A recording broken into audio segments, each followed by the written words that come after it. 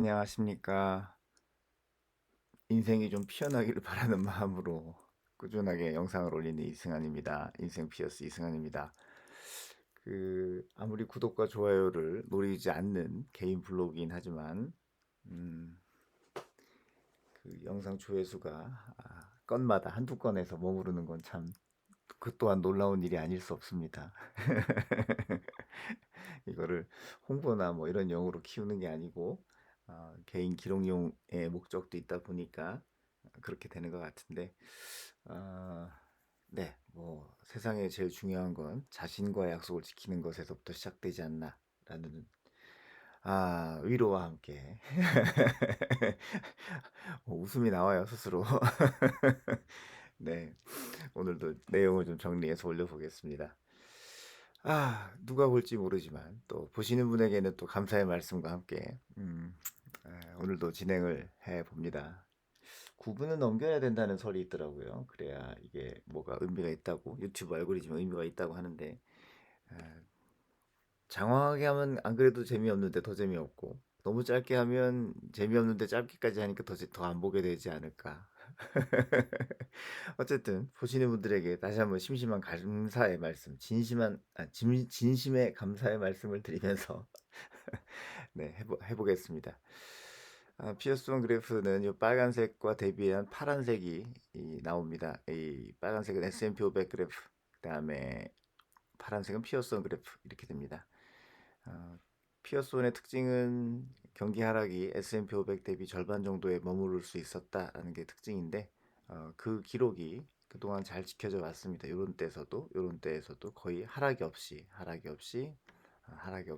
지켜져 왔고 코로나 때도 유효했습니다. 다만 코로나 이후부터 성장성이 많이 둔화가 되고 또 반면에 하락성이 S&P 500 못지않게 내려가게 되면서 그동안에 있었던 그 특징들 중에서 MDD, 맥스 드로우다운의 기록을 좀 경신하게 되었습니다. 이때가 가장 많이 떨어진 건데 이때가 19%대였거든요. 올해는 20%대를 좀 넘어서는 수준까지 드로우다운이 일어났습니다. 이것은 로직으로 돌리는 저희 벤치마크 내용이고 실제로 제가 관리하는 내용들은 이번에 그 나스닥 성과를 조금 줄여서 나스닥 비중을 좀 줄여서 실제 성과는 요거만큼 드로우다운이 나오는 것은 아니었습니다만 그래도 그래프를 기준으로 보았을 때 아직 뭐 많이 나쁜 것은 아니다 이렇게 생각이 됩니다. 투자가 이루어진 것은 약 2년 정도의 기간, 만 2년이죠. 723일간의 기록이었기 때문에 365일에 딱 만 2년 정도 되겠죠. 그러니까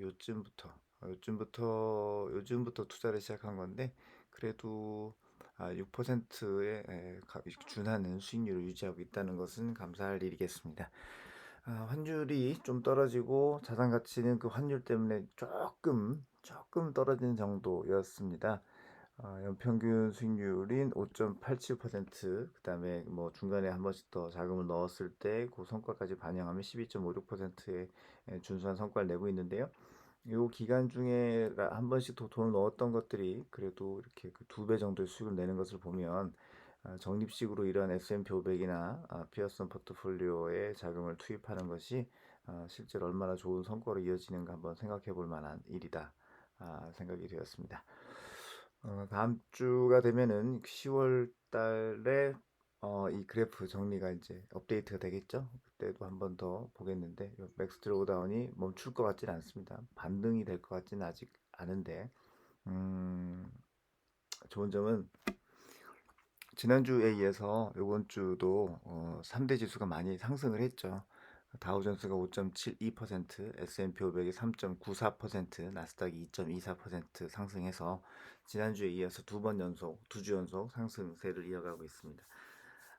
맥스 드로우다운 MDD 이 하락률이 조금 멈춰줬으면 좋겠다. 그동안에 맥스 드로우다운이 얼마였느냐? 29.14%.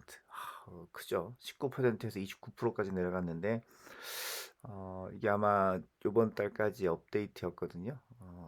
요게 여기서 더 늘어나지 않는다는 것은 이제 그만 떨어지거나 살짝 올라갔다는 뜻이 될 거라서 다음 주에 내용을 좀 지켜보고 싶습니다.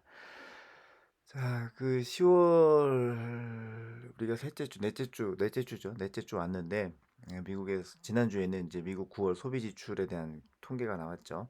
전월비 대비 0.6% 상승해서 예상치 0.4를 상회했습니다. 돈들을 더 쓴다는 거예요. 어렵다 어렵다 뭐 인플레이션이다라고 해도 쓰는 돈은 또 쏘더라. 이거에 대해서 미국의 재무장관 옐런 께서는 미국 경제에 이거 침체 신호는 없다는 거 아니겠느냐 이렇게 이해하시고요. 그리고 아무래도 미국의 노동자들이 대부분 고용된 상태, 즉 완전 고용 상태에 준하기 때문에 그러니까 성장률은 당연히 둔화되는 것이 자연스럽지 않느냐라는 의견입니다. 이 얘기는 인플레이션으로 인한 금리 인상 그리고 금리 인상으로 인한 경기 침체, 이 경기 침체에 대한 우려를 불식시켜 주고자 하는 멘트이신 거죠. 완전 고용 상태고 돈들도 잘 쓰고 있으니까 경기 침체는 아니다. 다만 이제 그 뒤로 이어서 이런 얘기를 했죠. 인플레는 수년간에 걸쳐서 진정시킬 노력을 기울이겠다. 앞으로 좀 어, 1, 2년이 아닐 수도 있다. 인플레와의 싸움은 이런 멘트를 가지고 시장에다가 준비를 좀 시켜주시는 것 같아요. 자, 이제 우리가 1, 2, 3, 4, 5, 6, 7, 8, 9 그리고 이제 10, 11, 12 해서 10, 11, 12는 4, 4분기 7, 8, 9는 3, 4분기 이렇게 되죠. 이 3, 4분기의 성장률 역시 예상치를 상회했어요. 미국 경제에서. 그래서 뭐 경기 침체가 아니라는 건데 다만 이제 위험은 좀 있지 않느냐라는 의견 당연히 있습니다. 주택담보대출 모기지금리가 올라가죠. 당연히 기준금리 때문에 모기지금리까지 같이 올라가게 되는 거죠.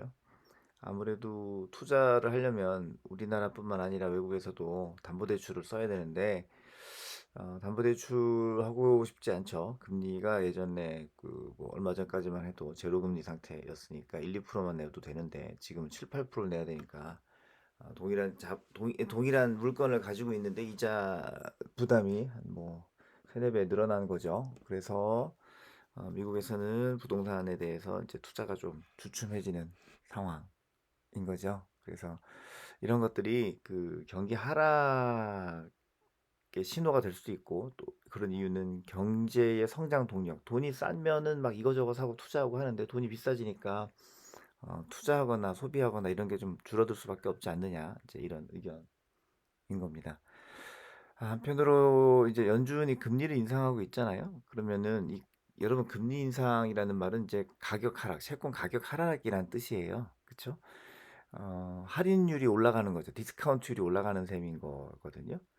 그러면 예전부터 가지고 있던 그 채권을 가지고 있던 사람들 입장에서는 미국이 기준금리 올려버리면 어, 내 그 채권에 강제 할인을 당하는 상황이잖아요.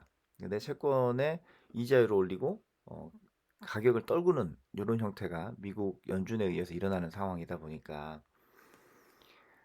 가만히 들고 있으면 내가 돈을 잃어버리는 상황이죠. 재산 가치가 줄어드는 상황이잖아요.